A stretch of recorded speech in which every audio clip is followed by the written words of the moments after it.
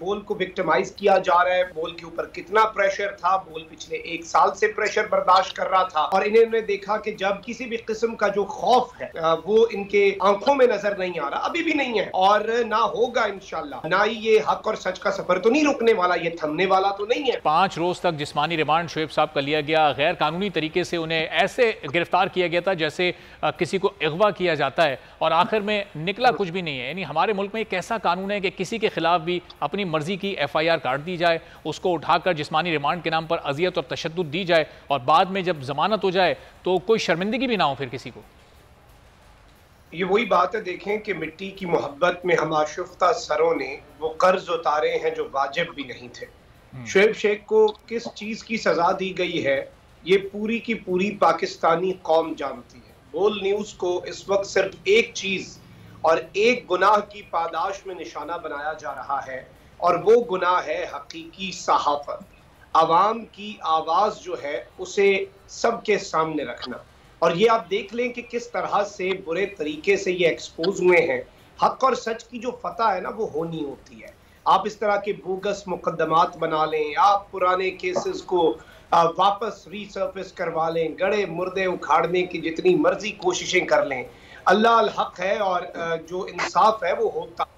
और लेकिन जाहिर बात है कि जिस तरह से बोल फैमिली को अजियत दी गई, शुएब शेख साहब को अजियत दी गई पिछले 5-6 दिन, जिस तरह के कर्ब में एक पाकिस्तान के सबसे बड़े मीडिया हाउस ने गुजारे, क्योंकि हम एक फैमिली की तरह भी हैं और जाहिर बात है हम एक मिशन पर है। मैं बोल फैमिली का हिस्सा हूं और मैं ये बात अभी इसलिए नहीं कहना चाह रहा कि सिर्फ I am a part of this family, लेकिन मैं ये बात पूरी कौम के सामने रखना चाह रहा हूँ, ऑन द रिकॉर्ड रखना चाह रहा हूँ कि ये वाहिद चैनल है जो आपको कंप्लीट लिबर्टी देता है हक और सच बात करने की। बस शर्त यह है कि हक और सच का सफर जो है वो ना रुके।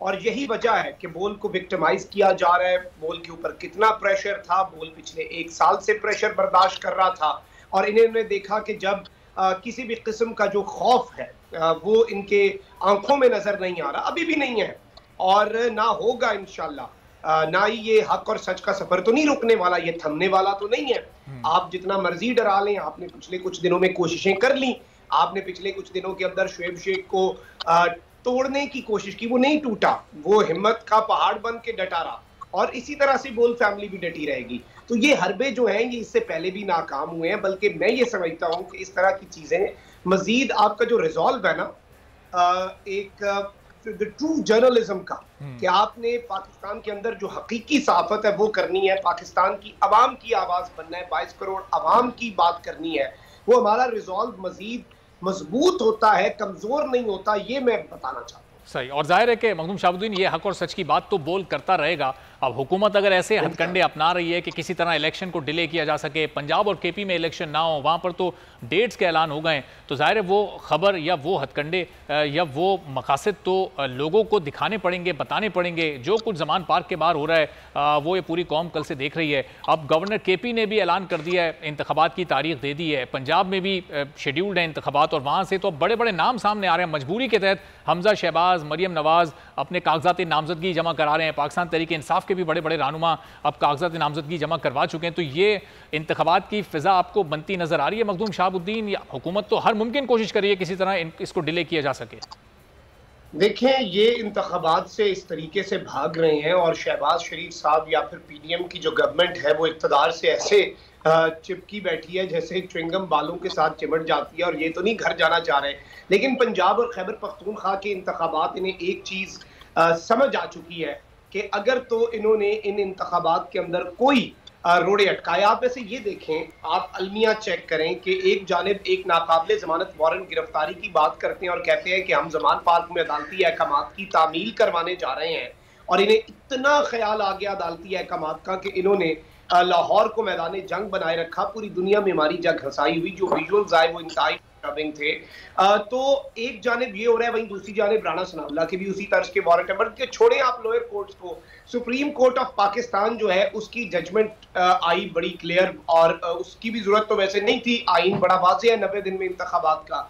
अब अल्टीमेटली इन्होंने जब रियलाइज किया है कि इलेक्शंस को अवॉइड नहीं किया जा सकता क्योंकि कॉन्स्टिट्यूशन बहुत ही वाज़ेह है, जितना आप कहें उससे ज्यादा क्लियर है, तो अब ये इन्हें एक ख्वाहिश जागी और एक जिद जो है वो लाडली की जागी कि जी अब इमरान खान को फिर गिरफ्तार कर लिया जाए। और जाहिर बात है ये अदालतों के कंधों पर रख के बंदूक चला के इमरान खान को आगे मजीद मुकदमात के अंदर इन्होंने गिरफ्तार रखना था। इलेक्शंस तक इमरान खान को अंदर रखने का मंसूबा था ताकि पीछे से इनकी जो नाम नेहाद लेवल प्लेइंग फील्ड है। मैं कुछ कल न्यूज चैनल्स देख रहा था और उन न्यूज चैनल्स के ऊपर स्प्लिट स्क्रीन के ऊपर आधी स्क्रीन में लिखा होता था जमान पार्क में कारकुनों का जलाओ घिराव, दूसरी जानिब मरियम नवाज का वर्कर्स कन्वेंशन। ये थी आपकी नाम नेहाद लेवल प्लेइंग फील्ड। ये आपकी इस मुल्क के अंदर साफत तो चले जिस तरह की हो रही है। अगर आपको ये वीडियो पसंद आई है तो सब्सक्राइब कीजिए और बेल आइकॉन को प्रेस कीजिए।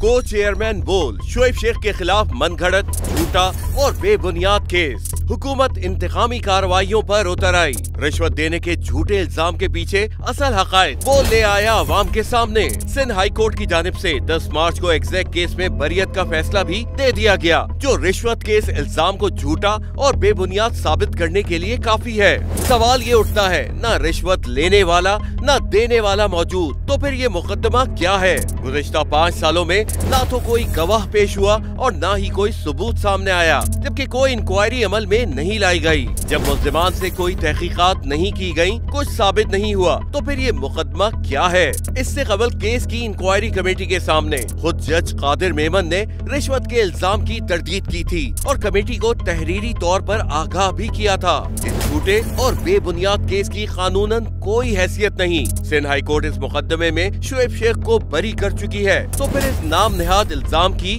कानूनी हैसियत क्या है? बोल इंसाफ का मुंतजिर है।